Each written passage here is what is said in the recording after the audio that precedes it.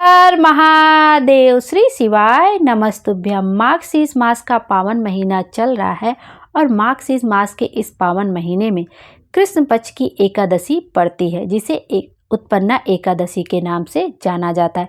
एकादशी व्रत की शुरुआत भी उत्पन्ना एकादशी से ही हुई थी और जो भी व्यक्ति एकादशी का व्रत उठाना चाहता है पहली बार, तो उसे उत्पन्ना एकादशी से ही व्रत की शुरुआत कर लेनी चाहिए।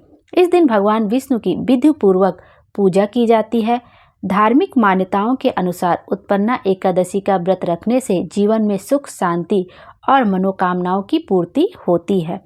हर साल उत्पन्ना एकादशी मार्गशीर्ष माह के कृष्ण पक्ष की एकादशी तिथि को मनाई जाती है। इस बार देखते हैं कि उत्पन्ना एकादशी किस दिन मनाई जाएगी, 26 नवंबर को या 27 नवंबर को। एकादशी तिथि की शुरुआत 26 नवंबर को रात में 1:01 पर हो रही है और इस तिथि का समापन अगले दिन 27 नवंबर को 3:47 पर होगा। इस तरह से उदया तिथि के अनुसार 26 नवंबर को इस बार उत्पन्ना एकादशी का व्रत रखा जाएगा। अब देख लेते हैं उत्पन्ना एकादशी में पूजा का शुभ मुहूर्त क्या है। इस दिन पूजा का शुभ मुहूर्त 26 नवंबर को सुबह 9:31 से दोपहर 1:27 तक रहेगा। इस मुहूर्त में भगवान विष्णु का पूजा करना बहुत ही अधिक शुभ रहेगा। अब देखते हैं उत्पन्ना एकादशी में पारण का समय क्या रहेगा। पारण का जो समय रहेगा वो 27 नवंबर को दोपहर 1:13 से लेकर 3:19 तक रहेगा।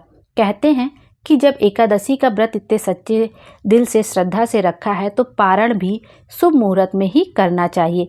ऐसे मुहूर्त में नहीं करना चाहिए जबकि उस समय हम यदि पारण कर लेते हैं तो हमें व्रत का पूरा फल नहीं मिलता है, हमारा एकादशी पूरा नहीं माना जाता है।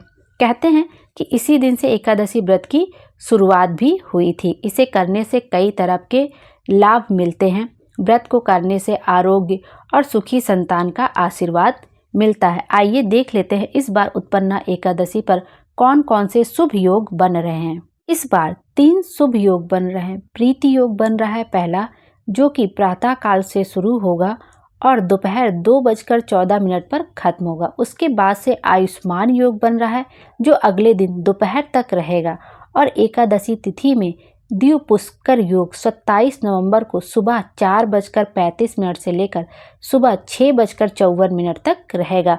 तो इस बार जो भी एकादशी का व्रत उठाना चाहता है वो बहुत अच्छे से उठा सकते हैं, क्योंकि इस बार बहुत ही शुभ योग बन रहे हैं और आप चाहें तो एकादशी के व्रत को पहली बार भी उठा सकते हैं। आइए देखते हैं उत्पन्ना एकादशी का महत्व क्यों है इतना ज़्यादा, पौराणिक कथा के अनुसार जानते हैं। मार्गशीर्ष एकादशी तिथि को मुर राक्षस योग निद्रा में लीन भगवान विष्णु पर प्रहार करने वाला था। तभी देवी एकादशी प्रकट हुई और उन्होंने मुर से युद्ध किया और उसका अंत कर दिया। इस दिन देवी एकादशी की उत्पत्ति हुई। इस वजह से इस एकादशी को उत्पन्ना एकादशी कहा गया। जो लोग एकादशी व्रत का प्रारंभ करना चाहते हैं वे उत्पन्ना एकादशी से एकादशी व्रत शुरू कर सकते हैं। भगवान विष्णु की कृपा से पाप मिटते हैं और जीवन के अंत में उनके श्री चरणों में स्थान मिलता है। उत्पन्ना एकादशी का व्रत मार्गशीर्ष माह के कृष्ण पक्ष की एकादशी तिथि को रखा जाता है।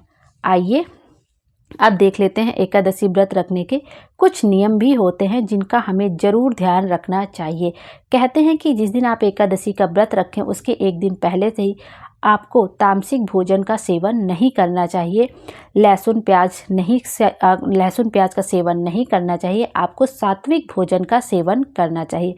जिस दिन आप एकादशी का व्रत रहें उस दिन भूल से भी आपको तुलसी का पत्ता नहीं तोड़ना चाहिए। तुलसी माँ के क्यारे में आपको जल अर्पित नहीं करना चाहिए, क्योंकि उस दिन तुलसी माता का व्रत रहता है और जब आप तुलसी माँ के क्यारे में जल अर्पित करते हैं तो उससे उनका व्रत खंडित हो जाता है। और यदि आप भोग में तुलसी का पत्ता, विष्णु जी को हमेशा समर्पित होता है तुलसी का पत्ता, आप समर्पित करते हैं तो आपको तुलसी का पत्ता पहले से ही तोड़ के रख लेना चाहिए। एकादशी के दिन भूल से भी तुलसी का पत्ता नहीं तोड़ना चाहिए और अगर आप पहले से नहीं तोड़ के रखें तो जो तुलसी माता झड़ जाती हैं हमारे क्यारे में, गमले में, वहाँ से आप उठा के भी आप तुलसी का भोग लगा सकते हैं। और जब आप खुद तुलसी का पत्ते का सेवन करें तो कभी भी आपको चबा चबा कर तुलसी के पत्ते का सेवन नहीं करना चाहिए।